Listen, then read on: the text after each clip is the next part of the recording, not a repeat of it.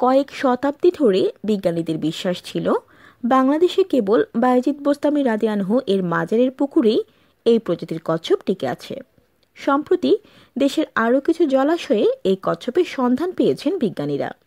এরপরও নগরের ১৬ শহর এলাকায় হজরত বায়েজিদ বোস্তামী রাদিয়ানহু এর মাজার সংলগ্ন পুকুরই মিঠা পানির কালো নরম খুলের এই কচ্ছপের সবচেয়ে ভালো আবাসস্থল। পুকুরের ৪টি পাড়ের নরম মাটিতে যুগ যুগ ধরে ডিম পেড়েছে এই প্রজাতির কচ্ছপ।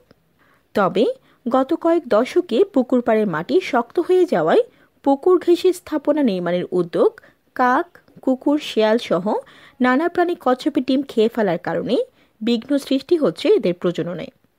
পাশাপাশি মাজারে আগত ভক্তদের দেওয়া খাবারে পানির গুণাগুণও নষ্ট হচ্ছে।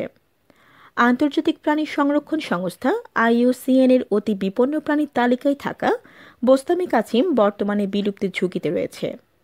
কয়েক দশক ধরে প্রজননের স্থল সংকুচিত হয়ে পড়ায় হুমকির মুখে পড়েছে প্রাণীটি। অথচ রুটিন পরিদর্শন ছাড়া বিপন্ন এই প্রাণীর সংরক্ষণে সুনির্দিষ্ট কোনো পরিকল্পনা নেই।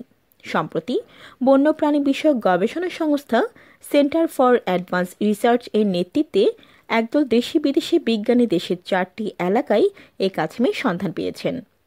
শ্রীমঙ্গল, চট্টগ্রাম, নেত্রকোনা ও মুহুরী